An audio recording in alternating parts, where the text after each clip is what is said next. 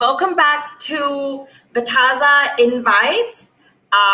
It's been quite some time that we have seen each other, so I just want to welcome everybody back to our show.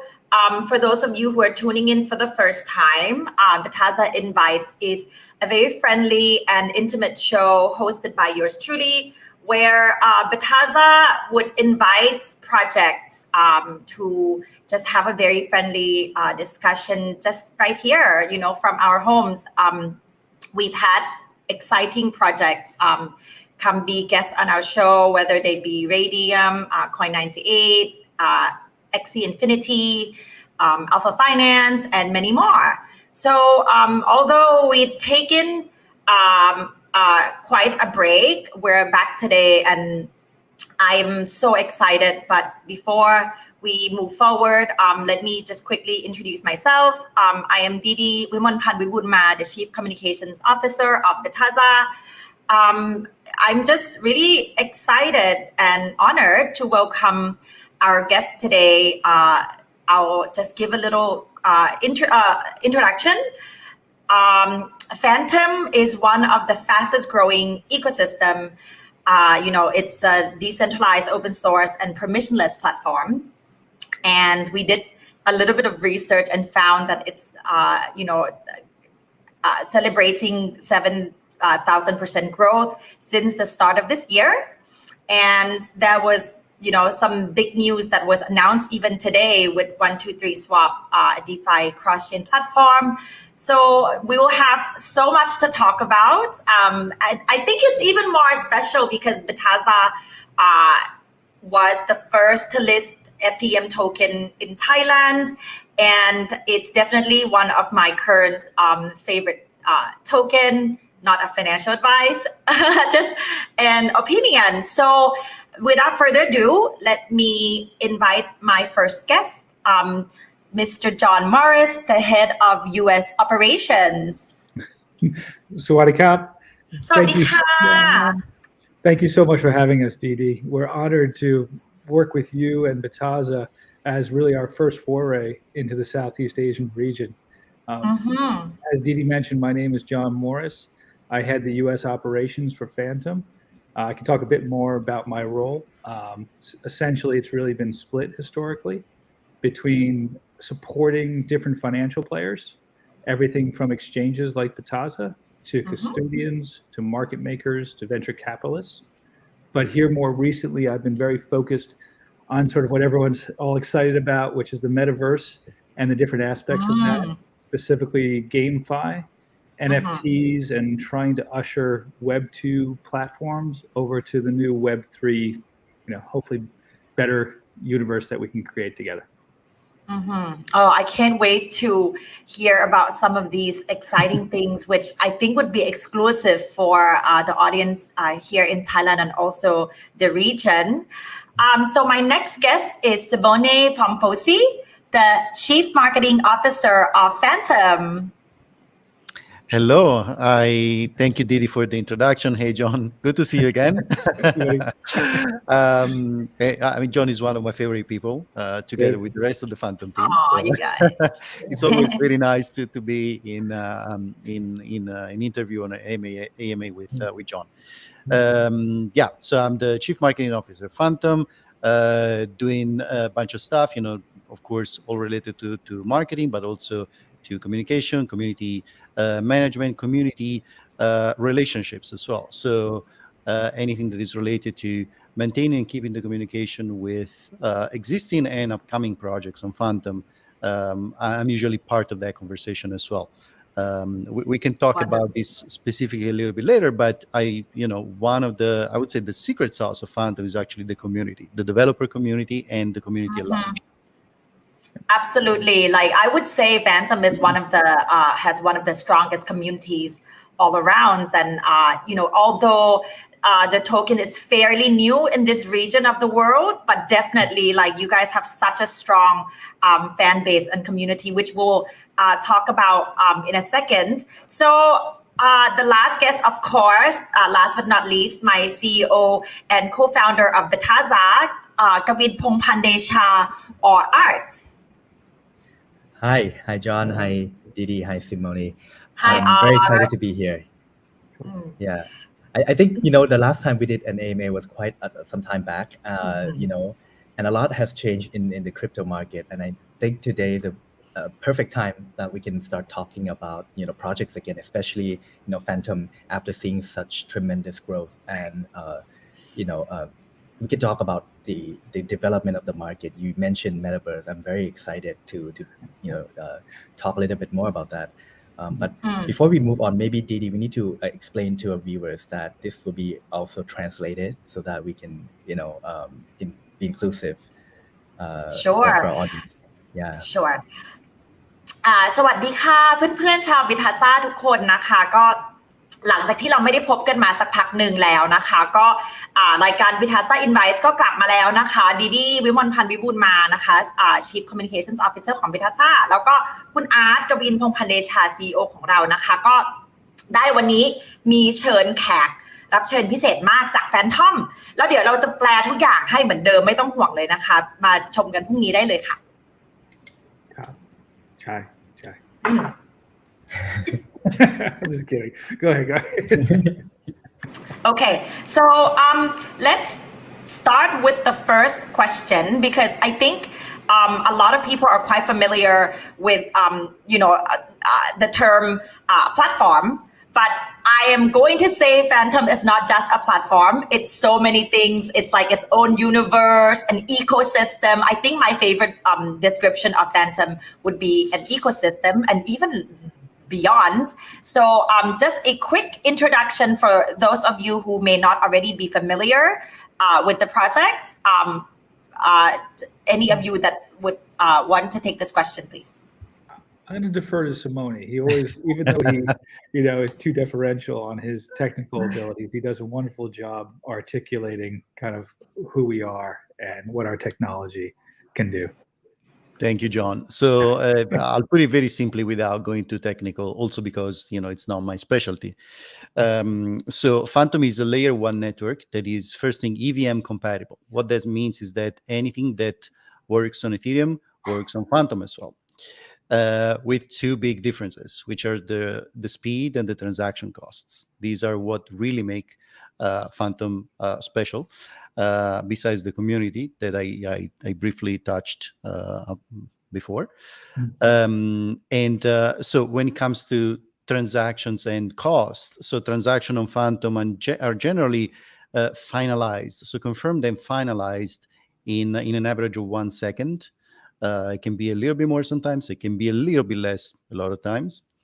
And the costs, right? So the cost, depending on the type of transaction, can go from a fraction of a cent to a few cents. So we see that this is a huge, huge difference between Ethereum, for example, where even a simple swap costs, $10, $20 or something like that. So with Fantom, we're looking at, several orders of magnitude less than Ethereum. So that's pretty much Fantom in a nutshell. To get some data, at the moment we have more than $5 billion in TVL, total value locked on the platform. We're seeing an average of 70,000 daily active users, which is impressive. We're seeing an average of 700,000 transactions per day. So it's another impressive metric. I believe it's around half of what Ethereum is experiencing. So in terms of transactions per day, this is, it's are very significant numbers, and we're very happy, to see this growth, the growth that you were mentioning earlier. When it comes to projects, to protocols deployed on Fantom, we're seeing any sorts of, from protocols that are coming from Ethereum, such as Curve, such as Sushi. Curve actually is one of the biggest protocols on Fantom with the highest TVL. But also we do have some native Fantom native protocols, such as, Spooky Swap, Spirit Swap, and many others. We can talk about them later as well. So, Fantom is, you mentioned it correctly, Fantom is this huge ecosystem that encompasses, the great technology on one end, really a technology that really sort of breaks the barriers, the barriers that were put up by previous technologies such as Ethereum, right? It's very hard for regular people to use Ethereum also, both for the transaction fees that are very prohibitive and also the time. We're so used to today's pace and speed that it's always, you click and you get whatever you want to do. That's on right. Ethereum, yes, on Ethereum, it's you click, you wait, I don't know, 30 seconds, a minute, sometimes few minutes or even hours in certain instances, and that doesn't work. And Fantom, resolves all that. So we're super excited, and so this is Fantom.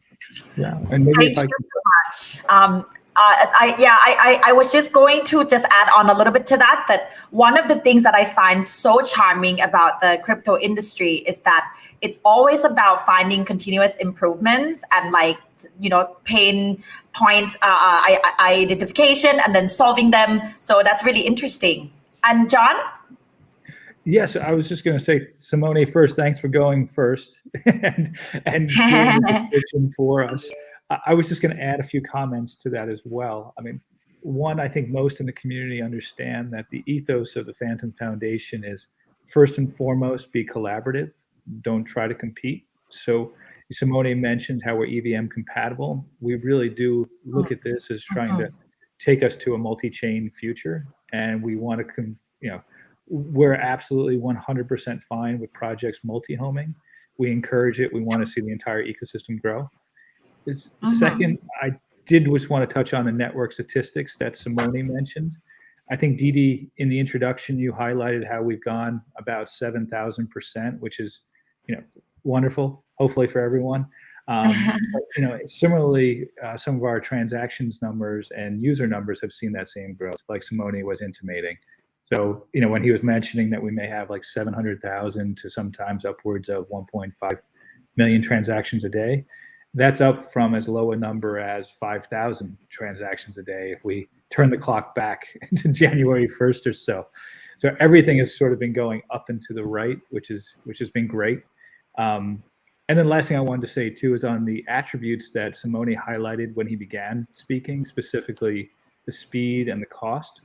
A lot of times people feel like you're kind of splitting hairs between 2 cents, $5, and maybe $200 for Ethereum at times. But it does start to matter as we evolve, into new use cases. And also, I think in different regions. Like personally, as I shared with you before we got on today's call, Didi, I'm personally committed to trying to bring Fantom to the Southeast Asian region, and more specifically Thailand, because of my family in Thailand. But I think the cost and the speed are pretty key for a real mobile-first, gaming-focused and interested and maybe NFT-inclined society like Thailand has. Yeah, for sure. And I think all of the elements that you guys highlighted just really answer people's needs, especially now that we're in the crypto space. So both speed and time are so crucial.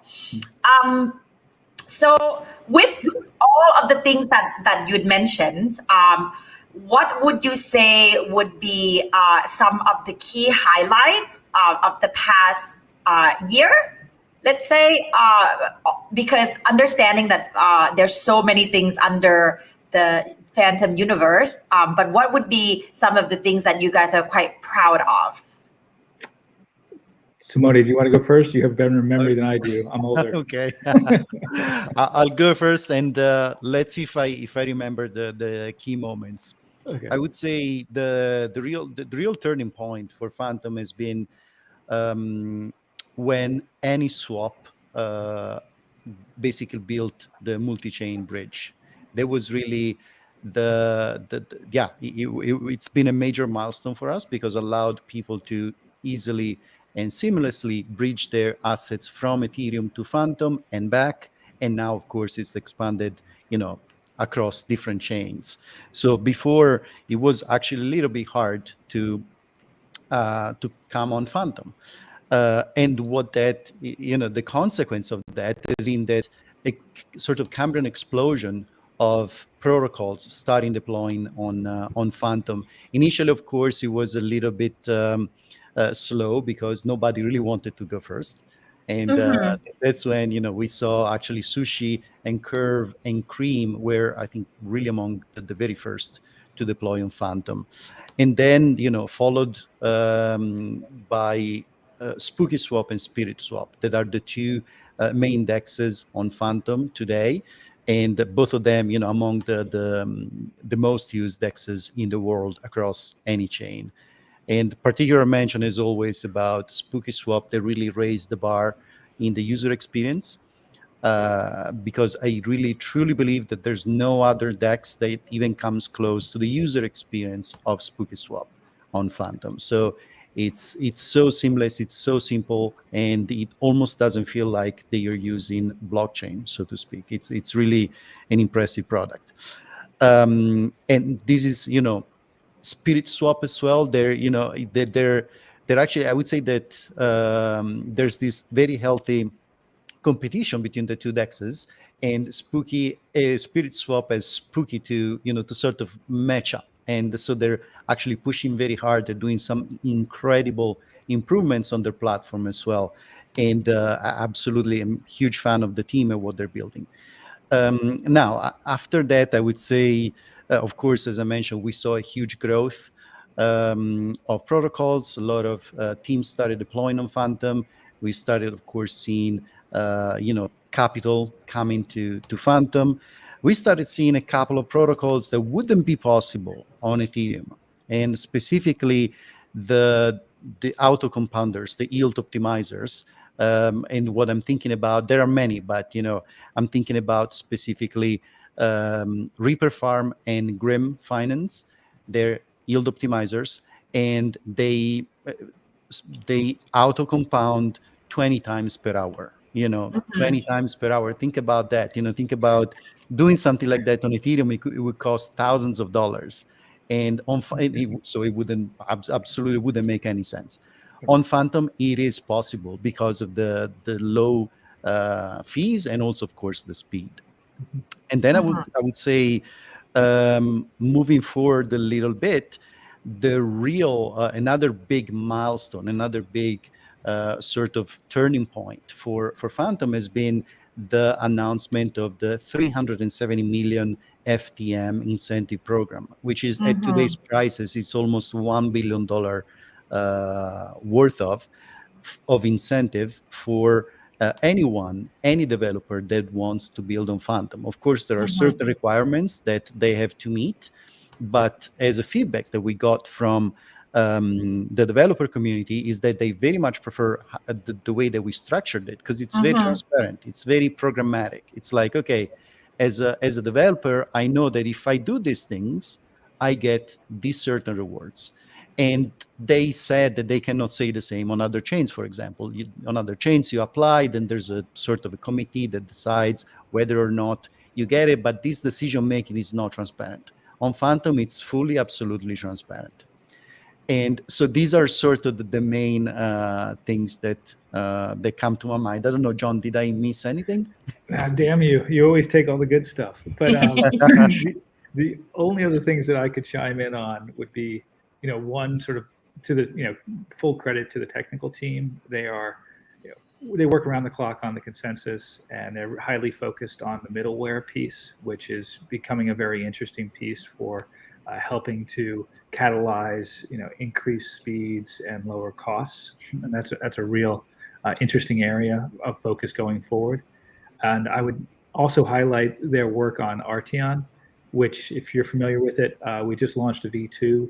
It's essentially much like OpenSea, just without the fees for the most part. Mm-hmm. So we hope it's a really compelling tool for the ecosystem. Our ultimate goal is always, as a foundation, to have others fork whatever we put out there and take it as their own and run with it. We're not a for-profit foundation. We're just here to develop the tooling for our community and to help make any connections we can. So that, and I think Simone hit on the incentive model, like he said, which really flipped the paradigm, and full credit to Andre and Michael Chen and Michael Kong for designing that one, that it really puts the developer first, not necessarily the investor locus. But yeah, and I'd probably leave it there. I'm sure. And the other thing I should mention, this is somewhat selfish, or is that, like Simone talked about, I think we have seen increased capital flows into Fantom. Historically, we've always been sort of a North Asia focused business, and here more recently, I would say the boats are sort of coming to the U.S. shore. So we launched on Gemini in mid-June, and there's several other exchanges that here hopefully are in the wings. And sorry, John, I would like to quickly add something that is not related, but I saw it in the comments, so I want to address it right away, which is Andre Kronia gone? No. So Andre is not gone. He will never go because he's very much part of Fantom. He's really, if you think of Fantom, there is Andre and Mike Kong, and then everyone else. So those two people will never go away. So, there we go. Yes. Is Andre Kronia gone? No, absolutely not. He is still very much part of Fantom, and he's at the foundation of Fantom. So, yes.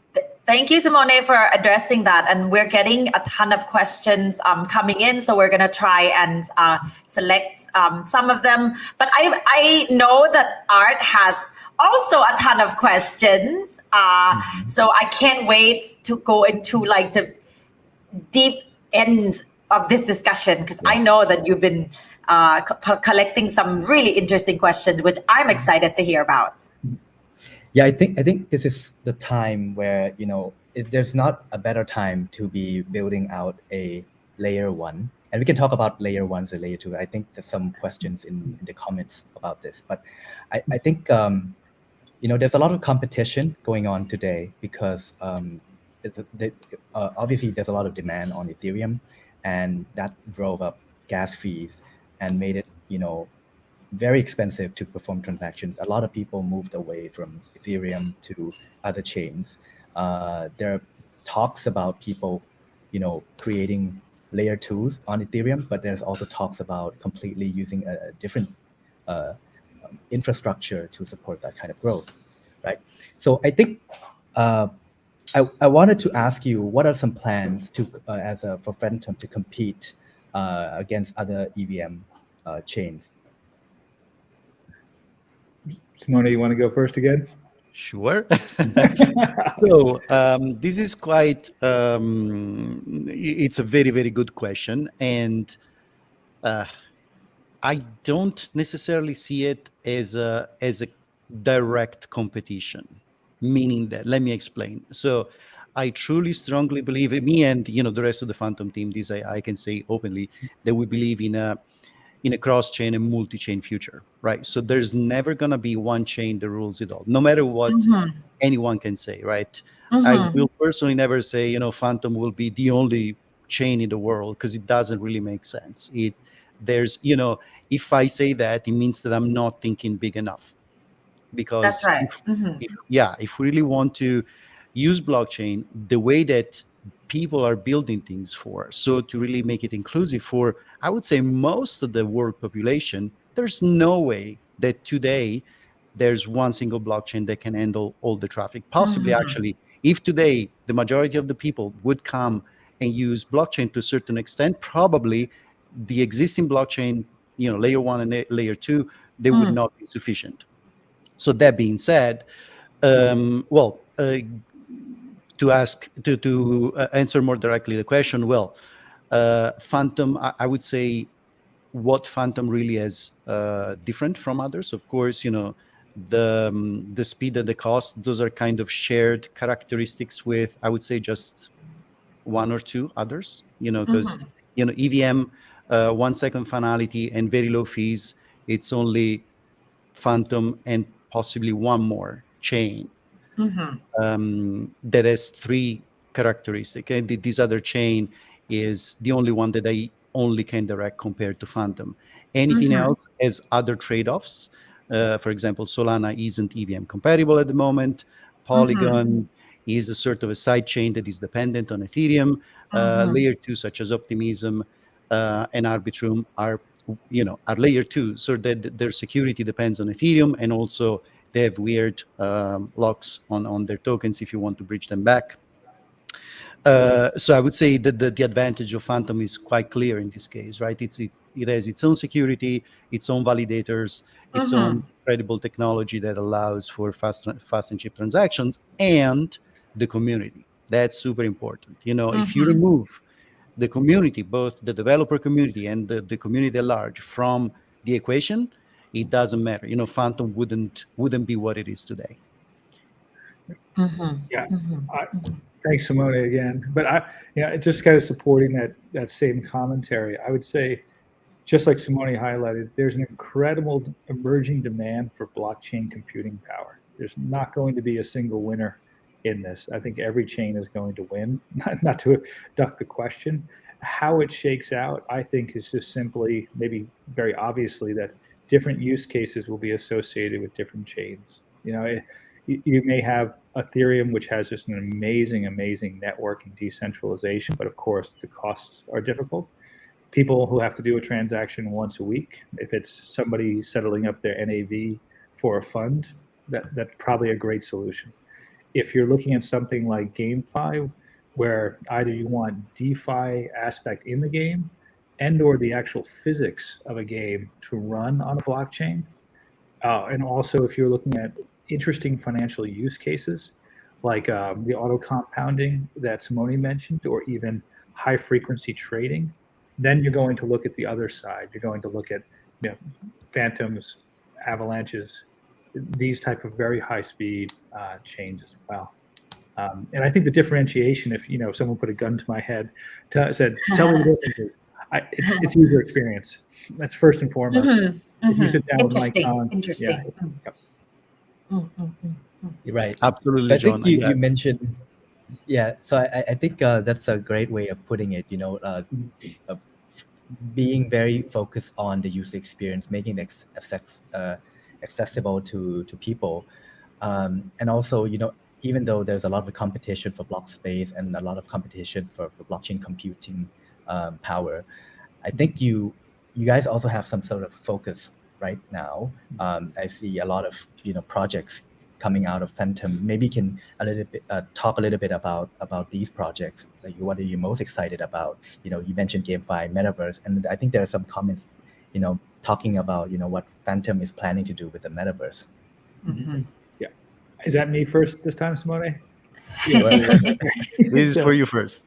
So I think our first foray into, if you want to bucket it all as a metaverse, really has been on the NFT side. And that's, I think I mentioned earlier, it's sort of the Arteon platform. I think most notably was our NFT drop with a fellow named Pierre Gasly, who many in our community know and love dearly now. He's an F1 driver for AlphaTauri. Very successful, highly sought after drop. And now from here, we just want to keep pulling that thread, essentially, having built up that basically free and frictionless platform. So what excites me in terms of the new people coming in is to continue developing that platform and all the different other use cases for NFTs, which of course started as just simple collectibles, and it will still stay there for a while, but now into the GameFi space where people are incorporating NFTs and DeFi itself into the game. So Simone and I and Sam Harcourt and Mike Kong are on endless calls with gaming companies that are porting over or multi-homing on different chains. Some really exciting projects. I don't know if Simone, we're allowed to mention different names. No, we're not. Okay. But they're very exciting and ones that you'll know of and that you probably play as well. Many play to earns or win to earn type structures.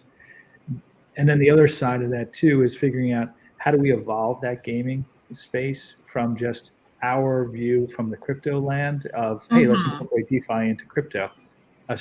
DeFi into gaming, to let's take traditional gaming, like the largest esports companies here in the US who we're talking to, and integrate tournaments or abstract away the game so that others can play them at sort of the traditional esports level. So that's one piece. And then the last thing I would say, sorry, Simone, for droning on here, is, as I mentioned in the intro, I'm really excited about the Web 2 to Web 3 platform conversion. Like, I think there's a lot of companies, of course, hovering around this because they look at it as a potential profit or cash grab. Like, and this is not to vilify anybody, but I see a lot of different apparel companies who say, we can just launch a digital twin of our existing merchandise in the metaverse and get paid twice. Like, it's possible in the short while. So that's very compelling to them. But I think ultimately where it really goes, aside from the apparel companies and other Web2 platforms trying to double dip in the physical and the digital world, is that they're realizing that the metaverse is really going to be the best user experience for commerce going forward. So, That's all right. of us, all of us just jump onto Amazon and we do this really rote process of click, click, click, click, and it's, it's boring. You barely stay awake through the process until you're done. And then you look at something like entering into one of the metaverse storefronts where, you can gamify that experience directly and then also be incentivized by things like DeFi and interesting NFTs. So all of that to me the metaverse to me just represents the new age of commerce, to say it simply, I guess. Yeah, 100%. Yeah, I agree. And we're having some incredibly interesting conversation with teams that are really thinking outside of the box. And we're not, as John said, we're not talking anymore about, in this specific instance, about, DeFi or NFT or, anything really strictly crypto related, but it's actually these Web2 companies and Web2 ideas that are actually overflowing into this new Web3 world. And what we're hearing, honestly, there are some very smart and very creative people that are coming up with ideas that are mind-blowing. I'm not going to mention anything specifically, but I really think that crypto and Web3 in general is going to disrupt the entertainment industry as a whole. So, of course, through the use of metaverse, through the use of NFTs as direct access to, to either the talent, actors or musicians or bands and so on, or even, sports team and all this kind of stuff. And because the way that it allows is programmability of that interaction through NFTs, right? So you own certain NFT, and it maybe besides, there could be a physical item attached to it, like happened with the Pierre Gasly drop, but also what we're seeing that was extremely successful with the Pierre Gasly NFT drop was the experience attached to these NFTs. So you have an NFT, and that grants you an access to something that otherwise it wouldn't be possible. And sure, it's possible now with tickets and stuff, but NFTs are like tickets of the 21st century, right? That's right. So I'm super excited what's coming, not necessarily just on Fantom, right? Because this is a more industry-wide thing, but I would say the next 5 years we're going to see something that we can't even imagine at this moment. And I'm saying that because I'm seeing glimpses of those things by the conversation that we're having, these days with people. And then coming back to the original question, so what excites me, favorite projects on Fantom, I would say it wouldn't be fair to actually just pick favorites, but I'll go ahead anyway. And, we're all friends here. So that's a really good point. So as I was saying, the developer community on Fantom, they're all friends. They're all collaborating with each other. There's really not like bad vibes or anything like that. So it's great to see. And I mentioned already Spooky Swap, Spirit Swap, amazing dexes. Geist has been another incredible protocol that deployed on Fantom last month, and it's an Aave fork. So finally, we have a very big lending and borrowing market on Fantom, which is great. Aave itself is coming as well. They will deploy Aave v3, and after the new deployment, they will expand to all the other chains that have not, where they don't have a presence yet, including Fantom. So that's exciting as well. Then, of course, I could not mention Tomb Finance. It's been taken over by Herrier, and it's seen really a resurrection. It's a very interesting project, the way that they sort of shifted the narrative is actually to create more liquidity for the Fantom token, because a lot of the FTM is staked, and until we actually allow people to use their staked FTM, in the meantime, Tomb can actually function as that kind of token. And then a bunch of others, Scream, Beefy is incredible. It's multi-chain. It's not Fantom only, but these guys, they're really world-class players. Abracadabra. I'm just going down the list on DeFi Llama. Yearn is on Fantom. People maybe they missed it, but Yearn has 250 million TVL on Fantom. So check that out. Then Bitov X, the first officially recognized friendly fork of Balancer. So yesterday, actually, Balancer announced that Bitov X is an official fork recognized by them. This is huge, never happened before, and it's on Fantom. So kudos to the Bitov X guys, they're amazing. Then Tarot, Reaper Farm, Grim, Liquid Driver, another incredible product. OG of Fantom, Liquid Driver was one of the very first protocols launched on Fantom, and so on. It really, just go on DeFi Llama and check them all out. It's all fun stuff. Yeah, what I noticed is that you actually have a lot of native, like Fantom only protocols being built. This is in contrast to some other chains where, mostly they're just imports from other chains. Can you maybe tell a little bit about the reason behind this? Like, why is it that you are able to create so many native protocols, and what do you see as new protocols become more multi-chain when they come? Will that create a competition that how do you see this dynamic play out? I mean, John? defer to you, Simone, because you talk to these guys all the time, so you're going to have a better beat than I do. Yeah, so it all goes back once again to the community, right? So Fantom is very much community driven.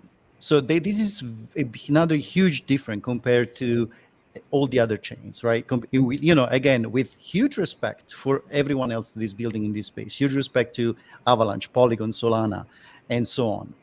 They're all, great teams building great stuff, and we're glad that they're doing that because, we're all rising. So thanks to each other efforts. This is very important to keep in mind. However, Fantom has such a strong community. The reason for that is because Fantom was born during a bear market. So the bear market created a very hard community, meaning, they could sustain very hard times, right? So hard times make hard men. And that's what actually happened during the bear market in Fantom. So the survivors, so to speak, without getting too dramatic, but, those that made it through the bear market, there were a good bunch of developers, good chunk of developers in that community. And those were that actually started building initially in Fantom. So the Spooky Swap, Spirit Swap, and so on. And they saw really Fantom, finally they could use, after 2 years of, pain and, waiting, they could actually use their chain. And it was way before the explosion of all these other chains. And it just picked up. And then naturally, organically, they picked up this sort of the spooky theme, right? The, ghost and kind of thing. So it happened very organically. It happened at the same time. Spooky and Spirit, they launched a week apart. So without talking to each other initially, they were not aware of each other. And then, it went on and on. As you were saying, of course, now we're seeing more multi-chain projects. We're super open to those, as John was saying. As I said, I want to underline again that we do believe in a multi-chain and cross-chain future. Right. So that's very important. And it's important, for users also to experience other chains, because then they come back to Fantom and say, yeah, actually, you guys have the best user experience. This is what we're hearing every day. Yeah. And I can't say much more than that. Obviously, Simone is awesome. Like, as you can tell, like, the only thing that I would love to see more of going forward is, like, when we think about games that are multi-homing, I would love to, figure out or have some developers work on ways to abstract it so that multi-chain experiences are abstracted up so that everyone can play simultaneously. I'm sure guys like, Andre and like, Maki and everyone else can figure that stuff out. I can't, but that's kind of where it'd be great for everyone to get the rising tide of, people playing on all chains at the same time.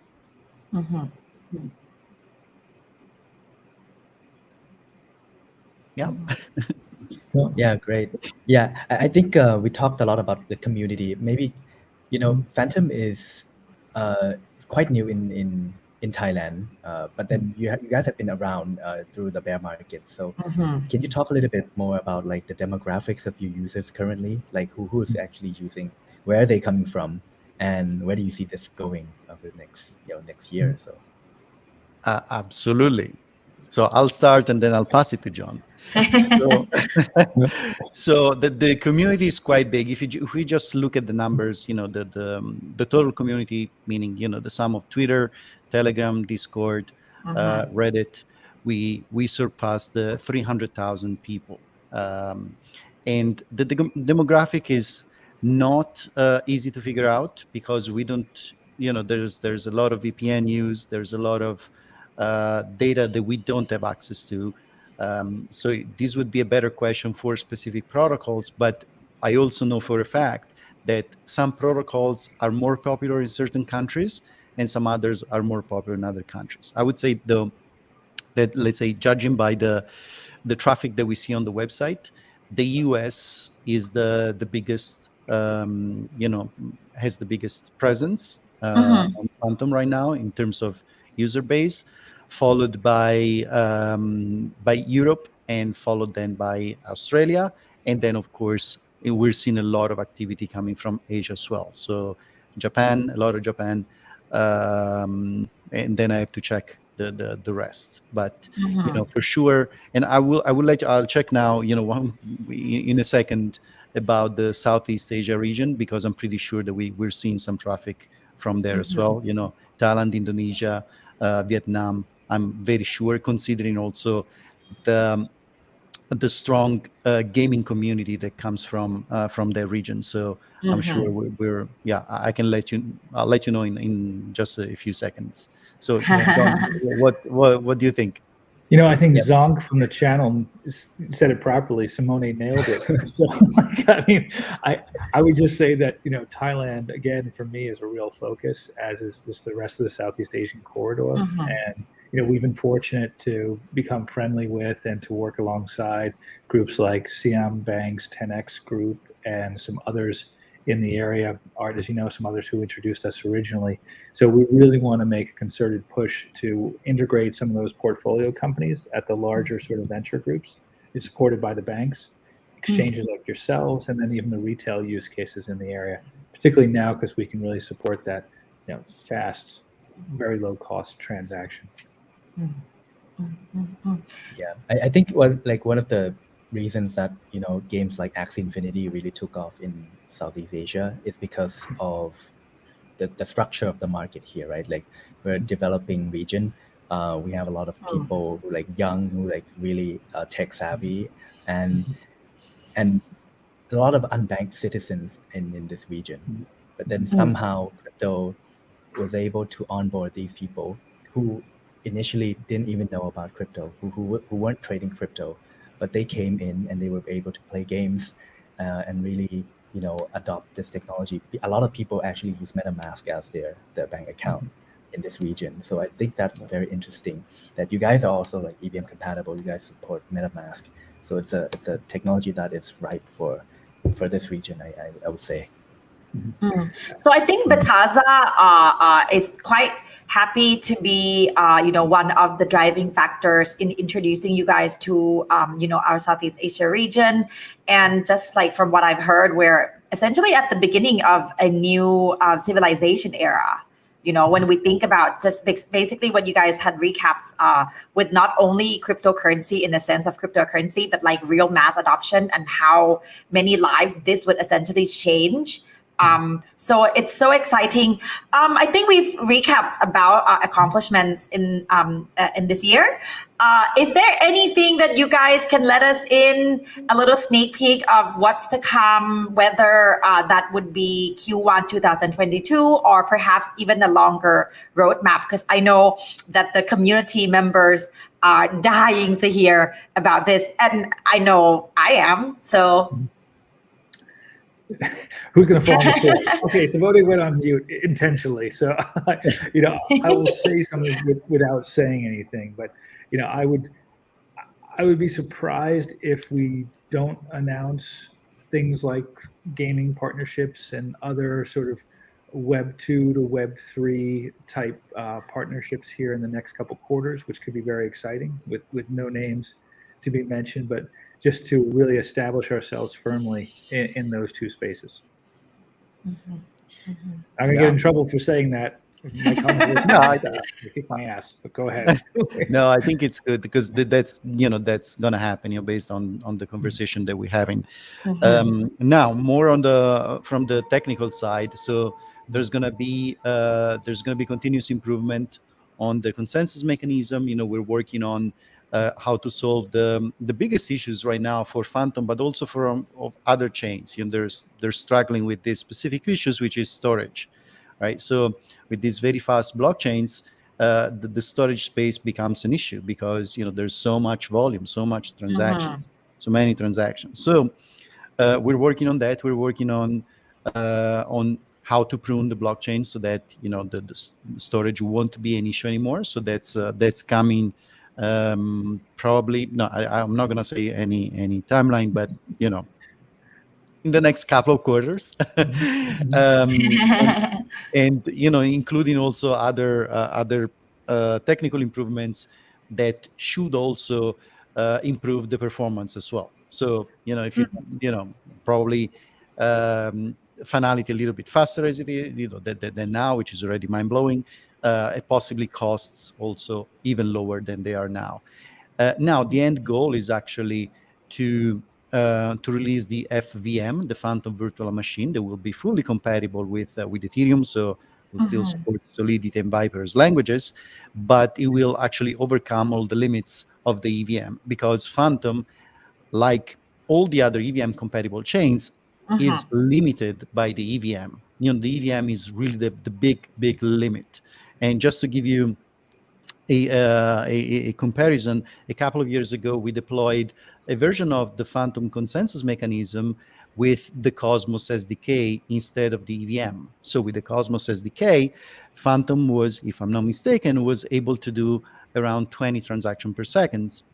Compared to, it's about 10 times more, a little bit less than 10 times more than the theoretical maximum capacity that Fantom and other EVM chains have at the moment.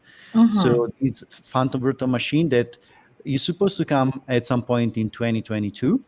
Will solve all these issues, allowing Fantom to be even more scalable and to be allow even more projects and users and so on. Yeah, so let me just jump on that because we've discussed a lot of tech to look forward to, but following the recent blog post, the Fantom blog on the eco-friendly blockchain and the long-term sustainability plan of you guys, I am so excited for you guys to mention a little bit about this. I mean, some of the fans may have seen it already, but I think this is a conversation that is broader than just the fintech or crypto industry, but it essentially concerns everybody. So probably maybe Simone, you want to talk a little bit about that, this mission? Absolutely. Thank you for bringing it up because this is extremely important. We put quite a bit of effort in researching before releasing the blog post yesterday. And what we found out was actually impressive for Fantom. We knew that Fantom was very eco-friendly, was very green, was not consuming a lot of energy, but by itself it doesn't mean much. It means much once we started comparing to other protocols or other entities, right? So we found out that currently the Fantom yearly consumption is less than one single US home, which is incredible, right? The whole network in a year consumes less energy than one single US home. And Wow. this is just incredible. And it's also, if we look at the transaction, energy consumption per transaction, so Fantom consumes 50 times less energy than a Visa transaction. So this is a very relatable thing, right? So whenever you swipe your credit card with, and buy something with Visa, you're consuming 52 times more than a transaction on Fantom. This is without even going to Ethereum and Bitcoin. An Ethereum transaction consumes 6.6 million times more energy than Fantom, and a Bitcoin transaction on average consumes 47 million times more energy than Fantom. This is Wow. it's incredible. I would really recommend everyone to go on our blog at fantom.foundation/blog and read the research, because it's really it's amazing. Especially as you were saying, Didi, this is a very relevant topic that has been discussed a lot. Like, blockchain is bad because it consumes a lot of energy. Well, maybe some of them, yes. Fantom, absolutely not. But Fantom is as green as it gets. It really puts things into perspective when there's a comparison to, I guess, other blockchains, but as well as the traditional transactions. Really interesting. So those of you who are interested, please go have a look, because there's some really interesting information in there. Yeah. And John, what do you think? I was just going to share with you guys that some of our conversations with the entertainment industry here in the US, when we're talking about different things, the question always begins with, so how many terawatt hours a year do you guys consume? And our reply is, we don't consume as much as a terawatt hour. We don't consume as much as a gigawatt hour. We don't consume as much as a megawatt hour or a kilowatt hour. We just consume X number of watts, which is, Simone mentioned, is less than one household, which it's really great. Having gone through the process of quantifying, it really helps us understand just how small our environmental footprint is. Yeah. And I guess taking your platform to the next place would be these differences that you guys are making, because right now I think a lot of these things might sound a little bit technical to like non-crypto or people who are not as fluent yet, but it becomes real when you mention impacts onto other things that's outside of the industry. So that's really, really interesting. Did you have any thing to add on, Art? Yeah, I think this is a narrative that has been going on for quite some time, starting with, the popular Elon tweet about, Bitcoin consuming too much energy and how Tesla was going to stop accepting Bitcoin because of that.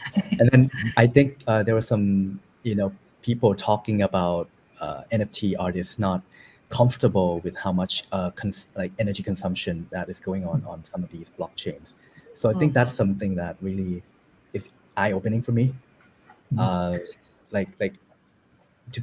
an entire blockchain to be able to consume less than a household is very remarkable to me. Is that due to technical superiority, or is that due to how does that scale when you have more and more transactions in the future? I know Ethereum is a gas price going through the roof, and because of that, does that affect energy consumption of Fantom in any way? Yeah, if you have that that's a great question. So the main difference, of course, both Ethereum and Bitcoin are currently proof of work. Bitcoin will stay as a proof of work consensus mechanism. Ethereum will eventually switch to proof of stake, and that will probably bring down the energy consumption. But we didn't include that into the written piece, but we did some research on that as well. It will not come close to Fantom anyway. So I would say that so the main reason why Fantom is so energy efficient is because it uses proof of stake that has been coded in a way that it actually doesn't consume that much energy. And even in the case where there's actually in the blog post in the case, so if I'm going to read, if Fantom were to handle 10 times Ethereum's current yearly traffic, it will still consume 700,000 times less energy than Ethereum. So 10 times the amount of transactions on Ethereum will still consume 700,000 times less energy. So this is, it's, again, as you said, it's remarkable. And even with an increase in validator nodes, same thing, just multiply the number, say, by 10. Right now we have around 60 validator nodes. Let's make that 600, right? So that instead of 700,000 times less energy, is going to be 70,000 times less energy. It's still, incredibly much greener than Ethereum. Is it hard to become a validator? For example, if I wanted to start a node, and how does that work? That's another really good question that we get all the time. So we absolutely recommend for people to run validator nodes to have DevOps experience. If you don't have DevOps experience, please don't do it, because it requires some skills that, it's not just, clicking, copy pasting some stuff and running a node.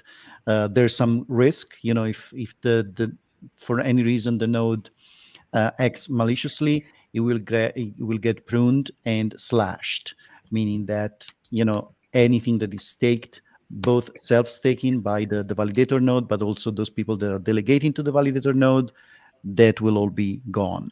Then, of course, pending, the on-chain governance decision, can be recovered. But, so don't do it if you don't have the necessary experience. However, if you do, absolutely do it. And at the moment, it's the requirements are honestly a little bit not so permissive, because you need 500K FTM, which is currently it's more than $1 million to actually start. So that's a little bit that's a little bit too much. But the reason why, it's because we keep lowering this number through on-chain governance proposals. It started from 3.1 million FTM, and then due to the price increase, back then it was, when we put the number, when the first validators, the number was around, I believe, 50K or something like that, 30 to 50K. So it was very accessible. Then, of course, with the price going up, the number became less accessible. But as I said, we're doing basically almost monthly new on-chain governance proposals to lower that amount. There's actually one proposal going on right now with a few options, and let's see how that ends up. But of course, our goal is to make the network as accessible as possible to anyone that wants to run a validator node. And I would just chip in, even though Simone nailed it again, is that, Art, I'm sure your mind is going back to the original question that I think you kind of leaned into, was the trade-off between sort of a network that's very decentralized like Ethereum versus a lot of the next generation layer ones, which tend to have a lower Satoshi scores or are are less decentralized by number of nodes. And we're actively working on that ourselves. That could be a criticism, just to be forthright, of our chain. But I would also say that it's a pretty nuanced argument sometimes about what is the proper number of nodes to actually run and to be properly decentralized. Of course, Ethereum is a very high bar, and that's just a wonderful, wonderful network. But sometimes, as the old man would say, it can be like a belt and suspenders overkill type of situation. If you may not need all of that, particularly for very low cost transactions. So there's a balance, and of course, as Simone said, we're doing everything we can to further that number safely of new nodes coming in the system.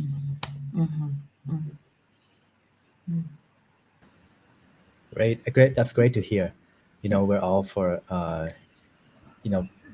finding that sweet spot between first onboard people, make sure that they have a good experience using the blockchain, and then over time, a lot of projects have that decentralization in as the final goal. I mean, it's not even black or white. It's just a gradient of that you move towards that. So I think that's a very fair argument. Thanks.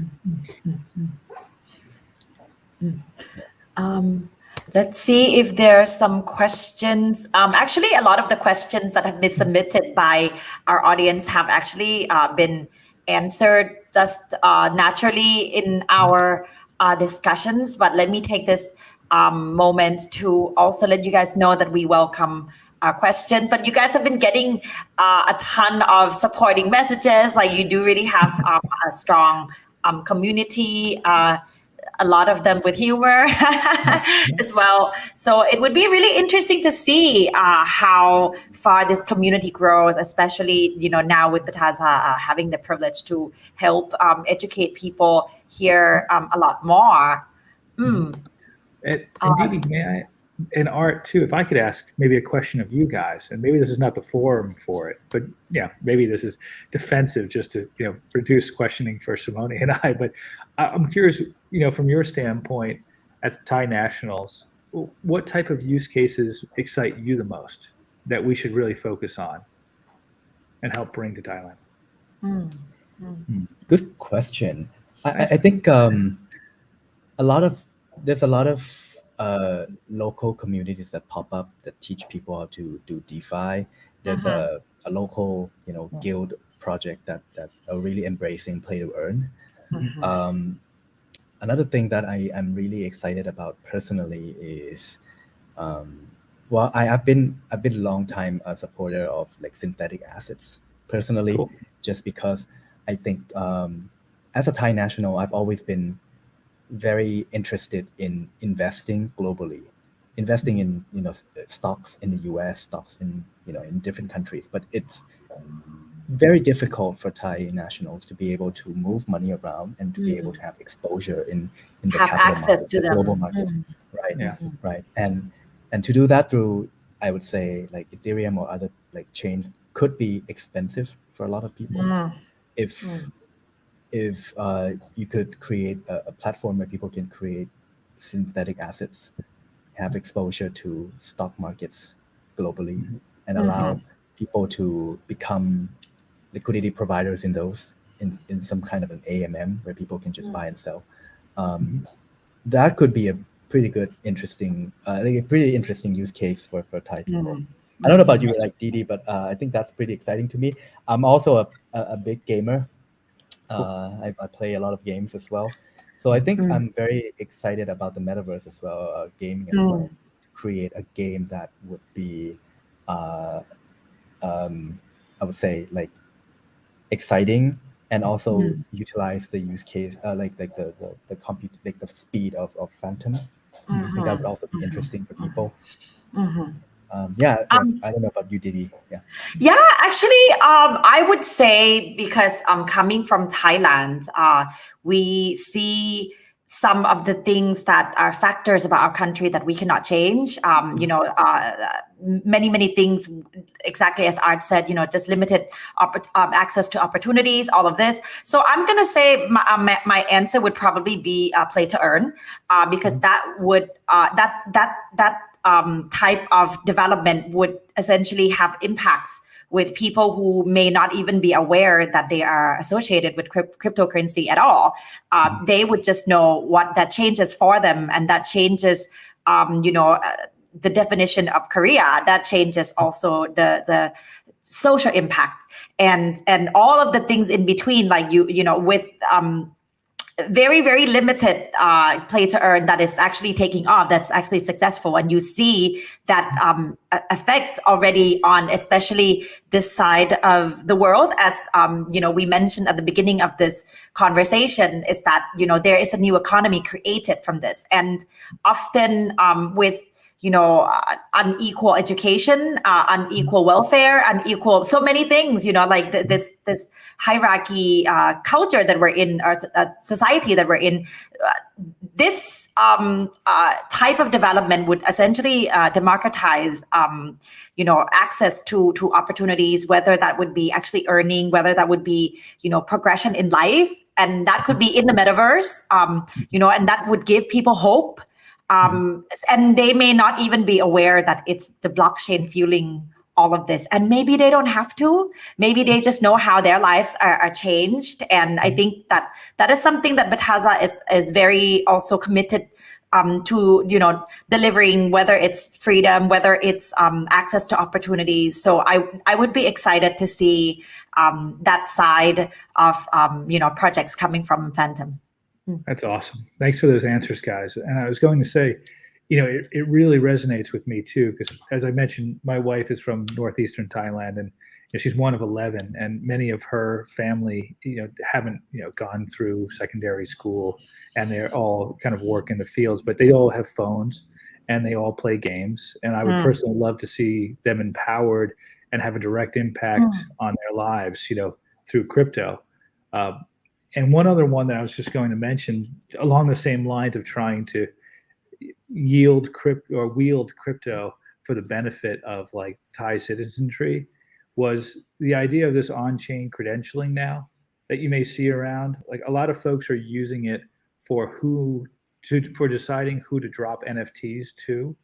But we can all think of use cases where maybe that on-chain credentialing becomes the basis for what we call credit files here in the US, where if let's say my family in Thailand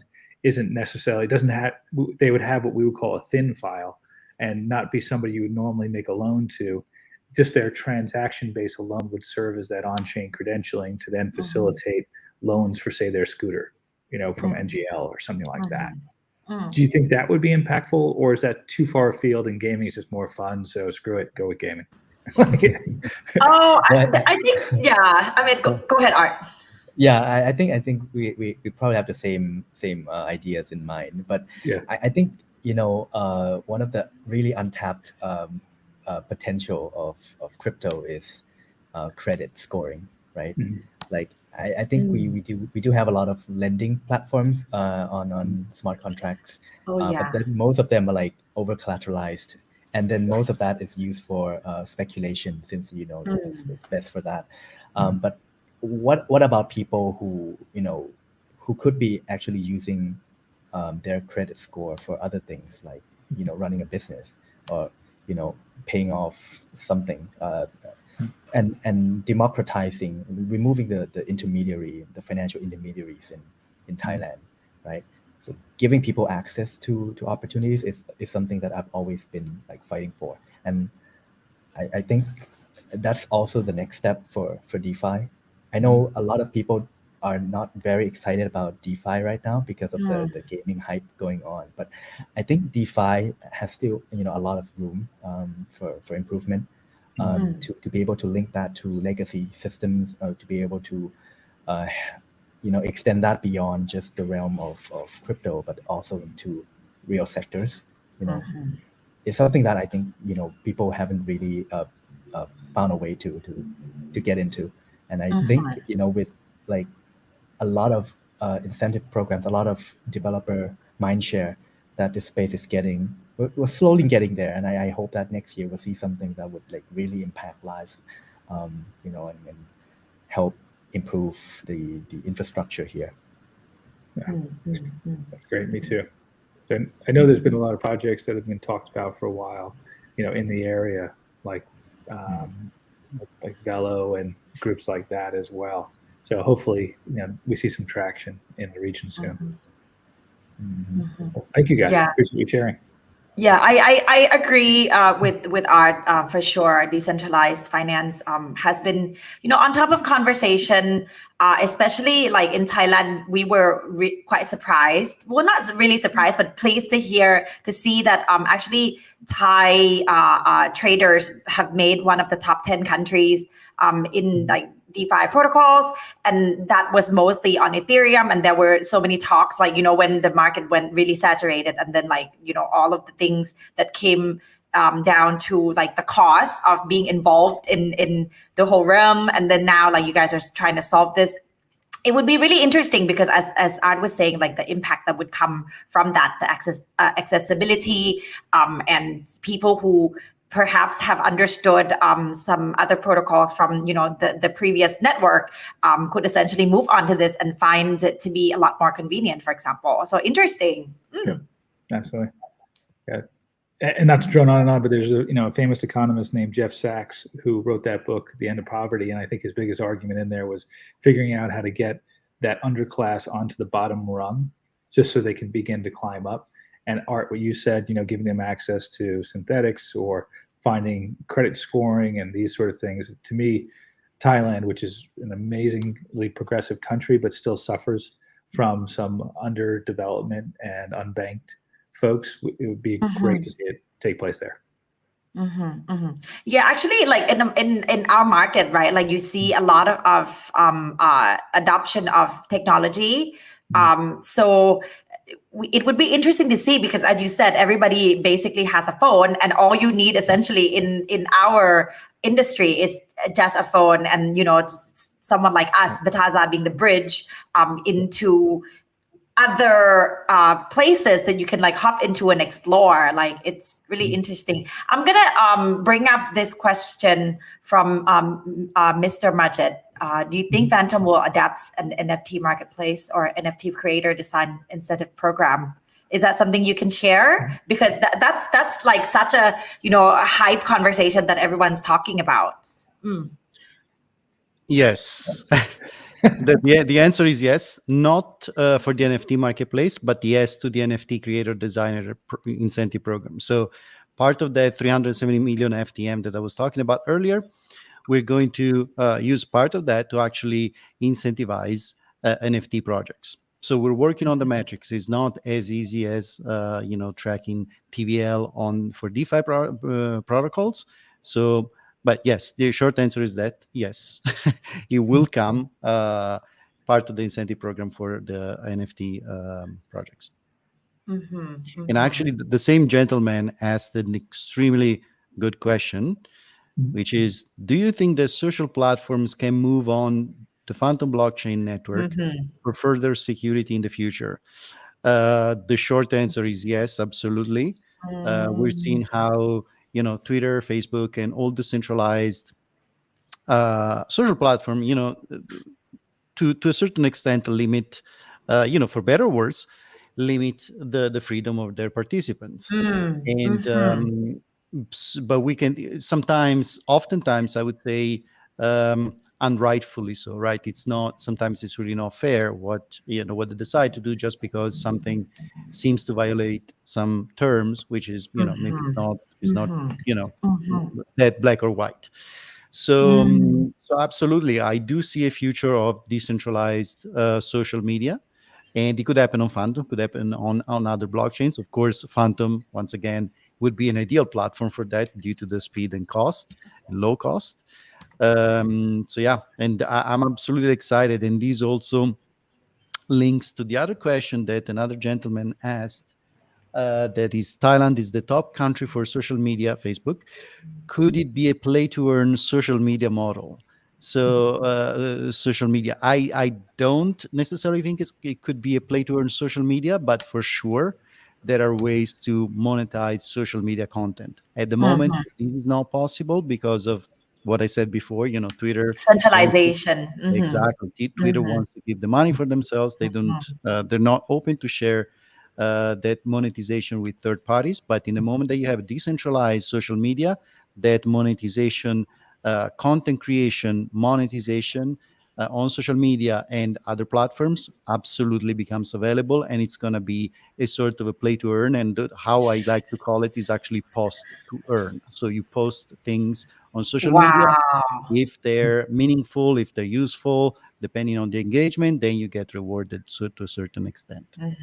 This is very powerful for brands. That's so interesting, because when you think about it, like just bridging on to what Simone was saying before with like centralized social media platforms, this could essentially influence, it is influencing a lot of the pop culture, consumer behavior.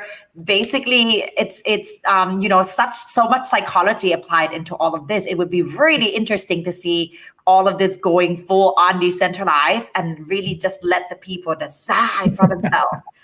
That would be wild. I'm living for that. I'm excited. Yeah, I mean, there's no.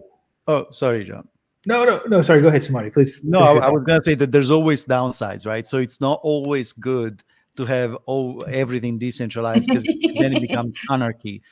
So then it could resort to a sort of a DAO, but then there's a lot of dynamics. So there's a reason why Twitter is actually centralized, right? So but absolutely, I think that's something that is a little bit more towards the decentralization, but still with some sort of control. But that gives full freedom and full power to the users, also, especially in terms of monetizing their content, is absolutely something that I see that could really happen in the future. Yeah. And I was just going to encourage anyone out there who's sort of an interested or sort of burgeoning developer that's looking at the sort of content monetization space to reach out to Simone. He's done such an amazing deep dive and has such a thorough understanding of this firsthand that if people can figure out great workarounds to those centralized or sort of walled gardens, we would love to support it on Fantom or anything on Fantom. And maybe that's a segue to Simone to make you comment on how we work with people when they come into the ecosystem. And I would just frame it up to say that so many folks are a little bit reticent to reach out until they're at alpha or beta, or feel like everything's perfect. And Simone will say all this, but we want to embrace folks as quickly as possible. The community is super friendly. Everyone works together. It's the same Telegram group. I'll stop talking. Simone, you do a better job. Go ahead. No. You nailed it. So here's another feedback that we get very often from new developers coming to Fantom is how accessible we are. Me, John, Mike Kong, Michael Chen, Sam, everyone really part of the team, and that also makes a big difference. So in the moment that you come to Fantom, you really feel that you're part of something. It's not just someone that walks in a room with 1,000 strangers, right? So, and this is actually very important. We saw, I apologize, I forgot to mention one of the biggest event that we actually did this year is the Fantom Developer Conference organized by RE that happened last month in Abu Dhabi. It was an amazing event. And the thing that came out, besides everything else, but if I'd have to point out one single thing, is actually how the community is so strong and solid and cohesive. So we saw that in person. One thing is seeing it on Telegram, on Twitter, that's one thing. But when you see 200, 250 people coming together and actually acting very friendly to each other and starting talking about collaborating and actually actively doing things such as the Chidao guys that organized an impromptu hackathon during the conference, these sort of spontaneous, things, it was very, very special to see. And this links back to John's point, is that the Fantom, we're very open, both as a team, but also the rest of the community, the developer community. So I would say this is, once again, from what I hear, it's not so similar on other blockchains. So I say this proudly, that it makes us feel nice. I think that this kind of energy can be felt just from the coordination and this discussions that we've been having. I think the community that you guys have represents essentially the inside out.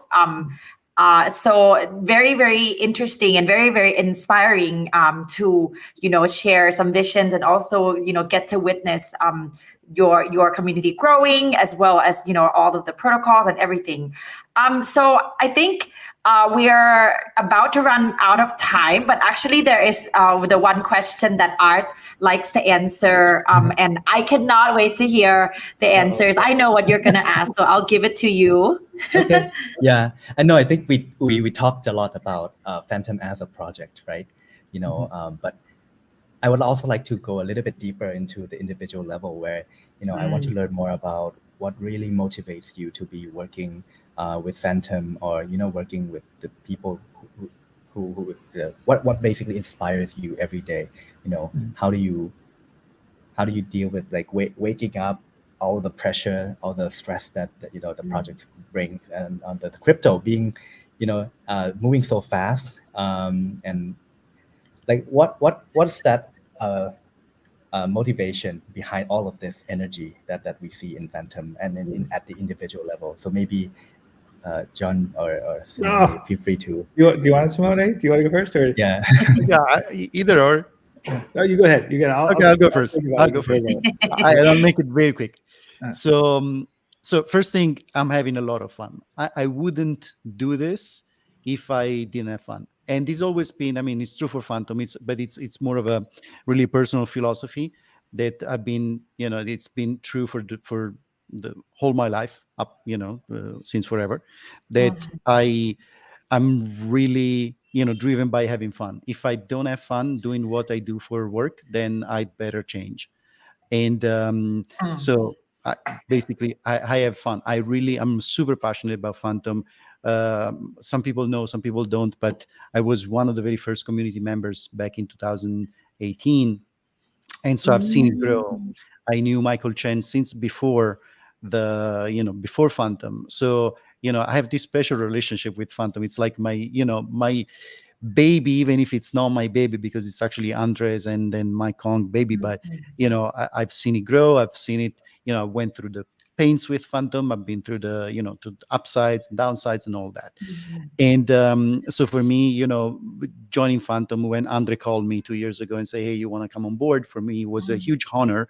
And that links me to the next point, of course, having the privilege to work with Andre. It's very few people in the world that can say this. And to me also, during the Fantom Developer Conference, sitting next to Andre and having a conversation with him, it was something truly, truly special.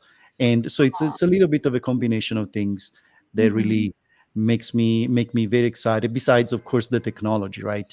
Technology is incredible. So once again, I really stand behind what we're building. I would not be able to do what I do if I didn't believe in what we do. And if I wasn't a user, right? I use Fantom daily. I love what these guys are building. I love, Spooky Spirit, Grim, Reaper, Geist, all of those, and many more. There's a new project, actually Italian, Matrix.farm. Huge fan of them. That's going to be something to look into as well. So yeah, and then of course, lastly, the team. John, as I was saying, is my distant brother. We're twins. Yes. and everyone, Sam, Michael Chen, and all the developers and so on. So yeah, so this really keeps me going. Yeah, John. Thank you so much. And you're gonna make me cry. I love it. Like I was going to say, I feel the same about Simone and the team. I mean, my father used to always say when I was growing up, be careful of what job, or be very thoughtful, I should say, about what job you choose, because outside of sleep, you'll spend 60 or 80% of your day with these people. So choose wisely. And I think I really have. I love the team. We're extremely collaborative, respectful of one another, and very hard driving. So that touches on your other point too, Art, about burnout. Yeah, man, it's hard. We're up very early to accommodate Sydney hours here on the East Coast time, and also with our team over in Dubai. But it's 100% worth it, and you find a way to make it work. And then the last point, I guess, would be on purpose. As everyone knows, I talk too much about sort of the big picture and the macro side of this, but I think I haven't really articulated this well, but I think growing up, financial assets have become increasingly unattainable for everyone, my age and really lower, particularly if you're 18 or 20, they really only seen the purview of the folks who owned them beforehand and then became part of the uber wealthy. So part of crypto to me is setting up a new economy that empowers like a whole new class of people to make it. And, if it's buying NFTs and everyone supporting it with quote unquote diamond hands, fantastic. If it's giving people the tools to build new economies and new platforms that empower their own riches and their own families, and nothing would be cooler than that. And to kind of wrest the financial control away from the selfish incumbents who, by design don't want others to take it. Not to set up a high so low so conversation at all, but there needs to be particularly as we move forward, there needs to be a better and more egalitarian landscape for everyone to compete. And I think blockchain and hopefully Fantom can really power that future. Amazing. Love it. I think that Bitazza shares a lot of sentiment with you guys. I mean, we are all here understanding that this is a marathon, not a race. We are all playing a very, very long game, and the world that we are all contributing to creating will have such an impact. Like I said before, I feel like we are at the start of like a new civilization in so many different ways, and just to be here and to get to talk to different project owners with different visions, but we're all headed at the same destination essentially, and that is just transparency, equality, and all of the things that the traditional organizations didn't allow us to become. So that's really, really inspiring. And at Bitazza, even our motto, like freedom begins here, like it has so many meanings hidden under that, and it's really been a privilege and an honor to have shared these visions with you guys. Thank you. Anything else to add? Yeah, I think one of the things that I think resonated with me is the fact that you really enjoy what you do, and you've been through so much, right? And I can only imagine how much you have to go through, especially when you started in 2018 at the the bear market, when everyone thought that blockchain is dead and that this is not going to go anywhere, and everything just went to zero, literally. Like a lot of projects actually died. And to come out alive and to come out and even thrive is something that is very, very inspiring to me. And so I do believe that, that those projects that really are built from the bear market actually have an edge in a way, because it's not about cash grab. It's not about just quick wins. It's about being in a race, like Didi said, in a marathon. It's not a sprint. And so you've been in the space for so long, and I think seeing the project come so far, I think is something that inspired us. And I think I'm very honored to be here, talking to you and sharing your stories to the Thai community. And I really hope that we could help you grow in Thailand, and basically support underserved communities here. Like you said, intermediaries, giving people access to opportunities. I think that's something that we all share in this conversation. So thank you so much. Thank you, Art. Thank you, Didi. That's fantastic. Thank you so much. And so on that note, I just want to thank you guys again for spending the past 90 minutes with us. Went by so quickly. So thank you, John and Simone, and of course, Art. And once again, Bitazza will be recapping everything in the Thai language and making sure that no information is left behind, as we, really value inclusiveness always. So thank you again. I think good morning to John. That's correct. Both of us. Good morning. Where are you based, Simone? I'm in New York. Oh, right. So good morning to you guys, and good night to all of the viewers here in this side of the world. So thank you so much, everybody. Thank you. Thank you very much. Thank ขอบ you. คุณค่ะ สวัสดีค่ะ Sorry, Kap. Was it Ratiswat?